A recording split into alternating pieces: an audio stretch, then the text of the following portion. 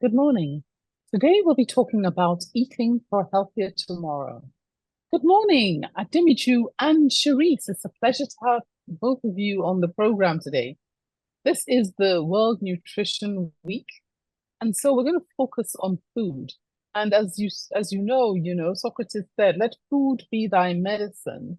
And food is increasingly, I think people are becoming increasingly aware of the importance of food and nutrition in their lives. So the theme for this year's Nutrition Week is eating for a healthier tomorrow. And I'd want to call it eating better. So whatever it is you're eating now, I know that you can eat better. And so if we can dive into talking about it, can you share with us what is nutrition? Ademiju. Okay, thank you so much, Dr. Pamela. I believe, and well, from research, nutrition is essentially the interaction of nutrients with the body, or the lack of nutrients and its interaction with the body. That's essentially how I explain nutrition. Okay, and how important is nutrition? Why do you think we have a nutrition week?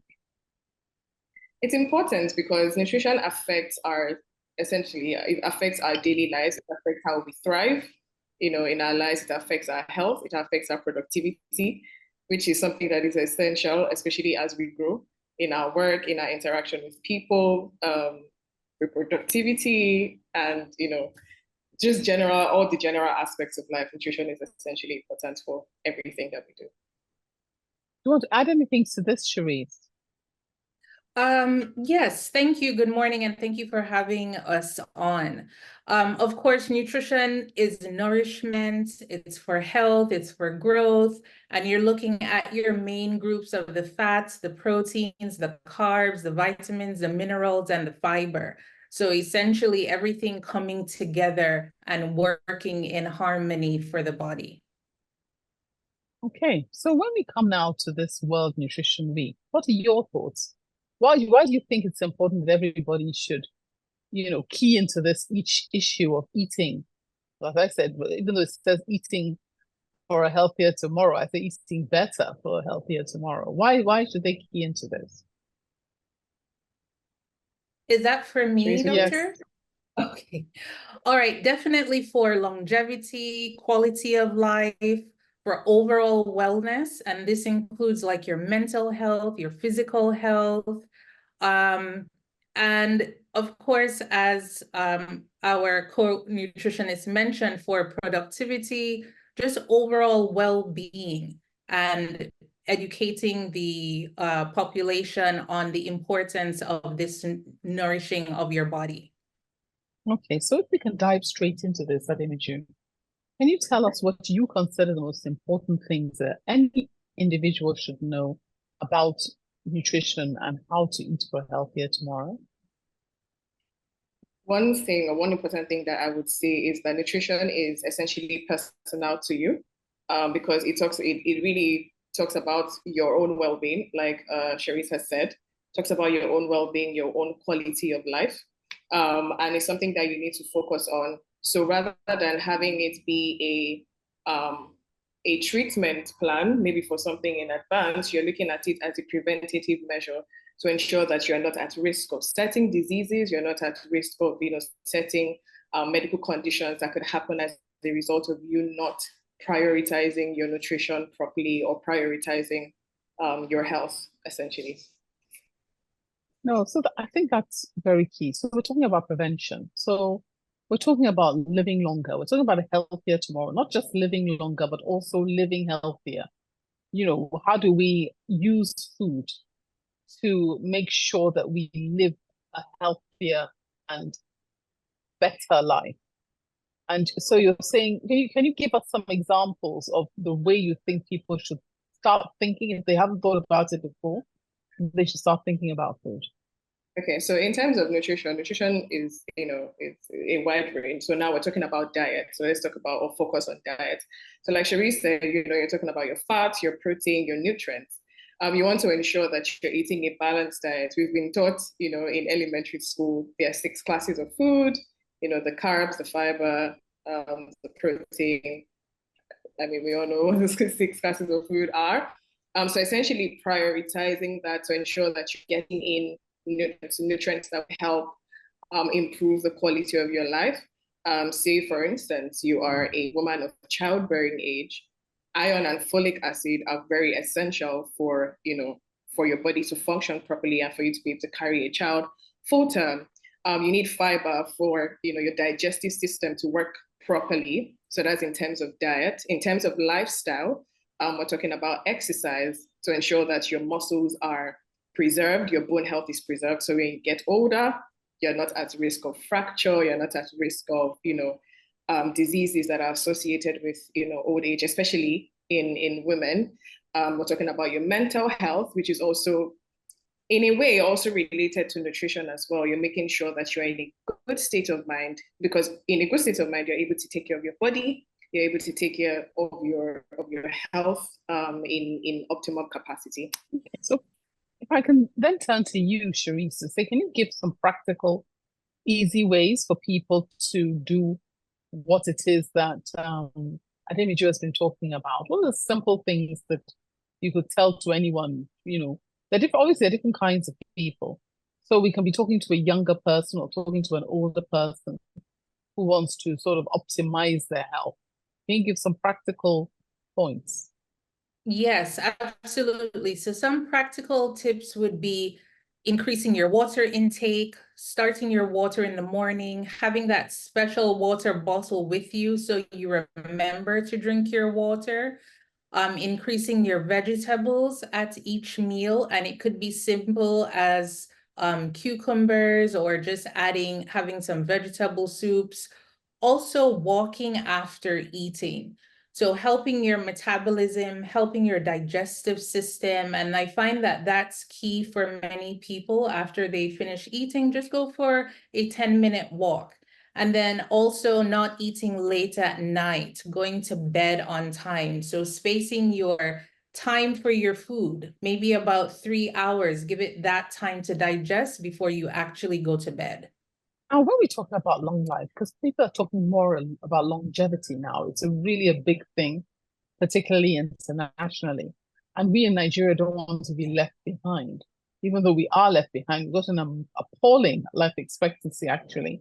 But there is a way that food can help us with this. So can you tell us from your perspective about longevity and how you think that food can help us? And in particular, how as Nigerians, we can do something with our food to help ourselves live longer. So when it comes to longevity, which is quality of life, focusing on that as you age, we find that even in Nigeria, people are being more intentional about their health as they get older. And that could look like you increasing more plant-based foods, you even growing some of your foods. And it doesn't have to be where you have a big compound. People are planting in pots, in paint buckets. People are also planting in sacks. So you could plant like your yam in sacks, sweet potato in a sack, your spinach in a sack. So we're being more climate and environmental conscious. There are more workshops going on so that people can learn quickly and start to implement these things. And then also with the longevity, as I mentioned, the walking, the water, going to bed on time, and keeping those things like processed foods to the side, just keeping them away and focusing more on whole foods. I'm glad you mentioned the farming at home, because I think there's a 25 million Naira prize actually being given out by the First Lady of the country for those who turn their garden into a farm. But I also believe that our own First Lady here in Lagos State is also doing something similar. So for those who are to the farming, you could be in for a pleasant surprise if you join these competitions that are ongoing. And these competitions are not only just excellent for your obviously the opportunity to win something, but are also excellent for your own health. Can you tell us, I don't know, Ademiju, maybe I'll ask you quickly, the difference between organic and non-organic foods? That's an issue here in Nigeria. For high-end people, maybe, high income people, perhaps people who are more exposed, knowledge-wise, and also exposed to probably other Western cultures. But for the average Nigerian, I don't think it's too much a problem. We're really just trying to focus on getting our nutrition right rather than thinking organic or not organic, pesticides and all of that stuff. But is there a lot of pesticides being used in our food in general? I believe so. I believe so. Yes, there is. To the degree is what I'm not very sure of. I'm not sure if it's something that should be concerning or it's something that can be overlooked. For that, I can't give a certain answer for that. Sherese, would you like to, just in Yes, case you... I would just like to add that I think more information is getting out there to people, even on this show, on the radio and so forth, about organic versus non-organic, genetically modified foods.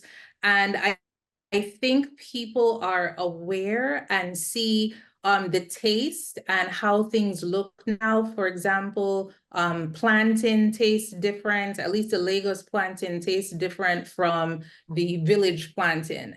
And people are trying to key into the organic associations. There's actually an Nigerian organic association that goes around to the organic farms and actually test to make sure their soil is organic. They go around every couple of months unannounced just to make sure what they're planting is organic. So I think the movement is there, making people aware.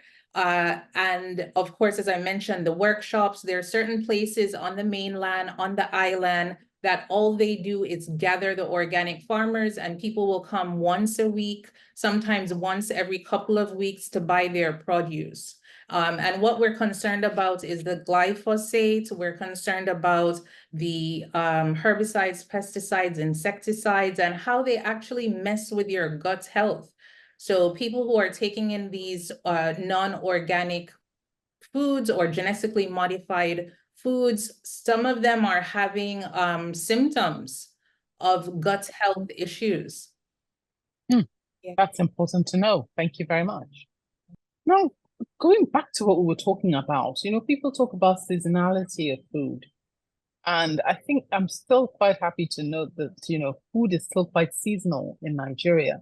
But there are times when, like, tomatoes are difficult to find, other foods are difficult to find. How can people substitute in a healthy way? Anyone? Okay, I think I'll take that. That's a really good question and a challenge that many people face. But one of the things to realize is that your food comes in season for a reason. And so whether when it's rainy season or dry season, the foods and the fruits that come in season are what the body needs at that time. So if you find that tomatoes are out of season, you could substitute and use carrots, you could use bell peppers, blend that down, and that could be your make of your stew. And then when it comes to things like in the rainy season, oranges are out, fruits that are high in vitamin C, antioxidants like ube, things such as those. Whatever is local and that's grown in the area is good for your body at that time, helps to nourish and build your immune system. Well, I think that's important to note. Now, when you talk about things that nourish and build your body, on the contrary, we now have people who have weight issues. A lot of us have weight issues. A lot of us from eating processed foods, from eating over sugared foods, the ones you've just told us to avoid. And people are, taking desperate measures, doing, desperate diets and taking drugs such as Ozempic and others to try and crash their weight. How safe is this? And what do you recommend as a nutritionist? I think I can answer that. I think one thing people need to understand, and it's one thing that I also tell clients, is that you didn't gain all that weight in one day, and so you can't lose all that weight in one day. And people also forget that even though they see the results that they're chasing, the after effect is going to be much worse than they've ever imagined. So for instance, if you were to lose weight going on a specific diet, say, I don't know, 1 meal a day, or so something quite drastic, you might lose that weight, but in the long run, you will gain it back and you will gain more. But in the process, you're also at risk of nutrient deficiency. You're also at risk of muscle, the loss of a lot of muscle mass, and so many other diseases that you could possibly attract. So say something like a stroke could possibly attract the risk of a stroke, cardiovascular diseases, like I said, a heart attack, a stroke, and so many other things. And so people do not think of the after effect. And while I understand that we are living in a world where the standard of beauty is a certain way, so people have to be slim, slender, all of that stuff, which is not actually very practical, is something that we need to understand, that taking drastic measures just to get a result is not the best way to go. It's something that would impact your health and possibly your life in the long run. So like by your life, I mean death in the long run. That's important to note. Now, what about what I call the cholesterol controversy? People, there's so much discussion now about cholesterol. High cholesterol, do we need to bring it down? Is cholesterol a problem or not a problem? But I think rather than bring it to you from the medical angle, I want to talk to you about it from the food angle. I mean, if the person has high cholesterol, what do you advise? Do you say cut out all cholesterol-rich foods? Is that how you still perceive it now? Or is there more balance in that area? Ademiju? I would say, Okay. yeah, thanks, Ademiju. I would say definitely looking at the person's lifestyle, what they're eating, what they're not eating. Why is the liver that makes cholesterol pumping out more cholesterol? Is it trying to calm down inflammation? What's really going on with that particular client? Have they been through any trauma, any stress? Because that also causes inflammation to be pushed out as well. And a reminder that your liver and the cholesterol of cholesterol. So when it comes to the good and the bad cholesterol, really knowing your numbers, that's critical. And if your number of the LDL, which is the bad cholesterol, is too high, we definitely do a personalized meal plan, meet with your nutritionist, your dietitian. Let's put you on a regimented program and see how we can help you bring that down, not just with your foods, but also with your exercise, with your strength training, with your water intake, with your rest. All of these play a holistic role to the outcome of that cholesterol in the body. I think so. Thank you for talking about that. I'd also talk a bit about, people with diabetes, people with hypertension. As you know, these are very common conditions in Nigeria today. How would you recommend to people who are listening, who are saying, I have this problem, I don't know what to do? What do you recommend? Can I take that? Yes.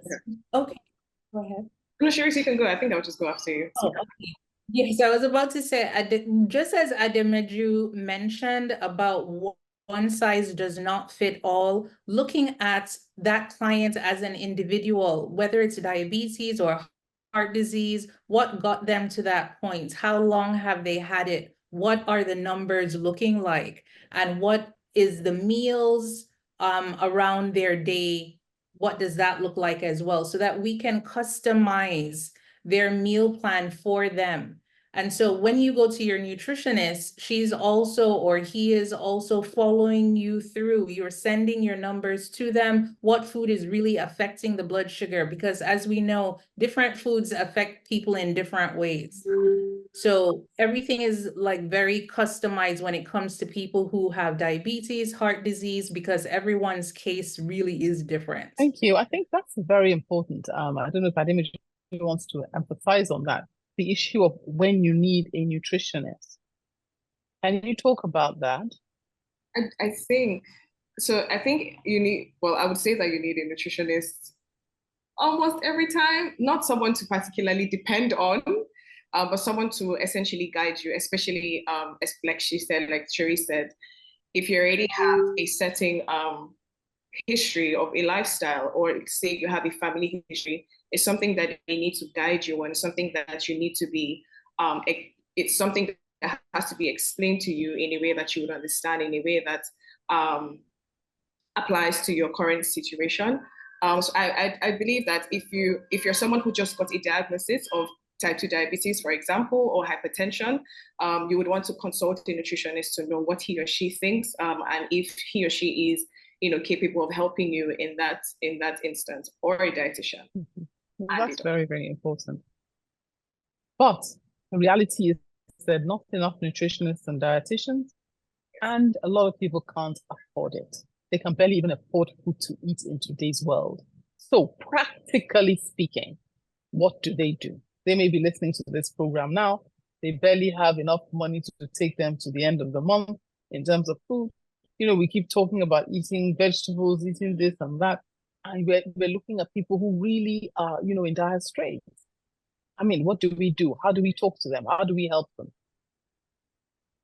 Sherese? I would say, yeah, definitely eat local, and local meaning look at your food that's been grown around you. I know we can't overemphasize on the vegetables, but one thing I'll say for sure is stay away from the processed foods. And what are those processed foods? It could be from the snacky things, the biscuits, the crackers, too much rice, if you're having rice all the time, and also looking at the amount of food that you're eating. So you can plan out your meal. It could be a little cocoa yam with vegetable. Ugu is not expensive. Water leaf is not expensive. Sauteing that with some onions and maybe some fish or dry fish. Those are things that can keep for a little while. Your unripe plantain. And, when you're looking at healthy eating and cutting down on your ailments, you are also portioning out the foods that you're eating. So you have a timing that you eat, your local foods, yam, cocoa yam, water yam, your beans. Always pair all of these with a bit of vegetable. And once you plan out your meals, you never get hungry, you never snack too much. And if you're snacking, snack on the healthy things. That could be tiger nut, that doesn't pawpaw. So things like that, just have a big thing. And then make sure that you're drinking your water. That also keeps one full. Okay, now unfortunately the program has come to an end. Do you have any last words for our listeners, Sherese, before I go to Ademiju? Okay, yes. I would say that if you are looking to make positive changes, healthy eating habits, challenge yourself every week to pick up one healthy habit. And that could be as simple as, let me drink more water, or let me eat at least 2 fruits a day, or let me walk more this week. So moving more and looking at your foods and your water, just challenge yourself each week to something new and stick to it. Thank you. Ademiju, any last words? I mean, Sherese has essentially said what I did want to say, but I would also say that nutrition is also specific to you. What works for one would not necessarily work for the other. So you need to focus on your own journey, look at what works for you in alignment with research and, with the guidance of a nutritionist and dietitian. And like Sherese rightfully said, look for something that is lacking in your current diet or your current lifestyle and see how you can add to that. Thank you. Thank you very much. Thank you for watching. Please like, share and subscribe for new video updates.